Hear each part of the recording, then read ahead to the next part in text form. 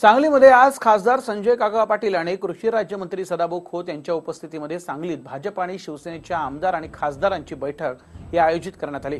या बैठकीत सांगली जिल्ह्यातील सर्व आमदार, खासदार आणि भाजप शिवसेना पदाधिकारी हे एक दिलाने आणि एक संघपणे लोकसभा निवडणूक लढवण्याचा निर्णय घेण्यात आला। भाजपमधील नाराज नेत्यांची समजूत काढण्याबाबत देखील चर्चा झाली। लोकसभेच्या निवडणुकीच्या पार्श्वभूमीवरती सांगली जिल्हा भारतीय जनता पार्टीची बैठक आज या ठिकाणी आयोजित केलेली होती। या बैठकीला शिवसेना, भारतीय जनता पार्टी आणि आरपीआय सर्व घटक पक्ष, रासप हे सगळे घटक पक्षाचे प्रतिनिधी या ठिकाणी उपस्थित होते आणि महाराष्ट्रामध्ये सगळ्यात विक्रमी मतानं सांगलीची सीट येईल अशा पद्धतीचं नियोजन आमच्या लोकसभेचं झालेलं आहे। अजितराव घोरपडे असतील, गोपीचंदजी पडळकर असतील, या सगळ्यांना भेटून आम्ही, सुधीरदादा आहेत, आम्ही आहे, सगळी मंडळी आमचे आमदार आहेत, सगळे त्यांना जाऊन विनंती करणार आहे आणि सगळं व्यवस्थित होईल, काही अडचण येणार नाही।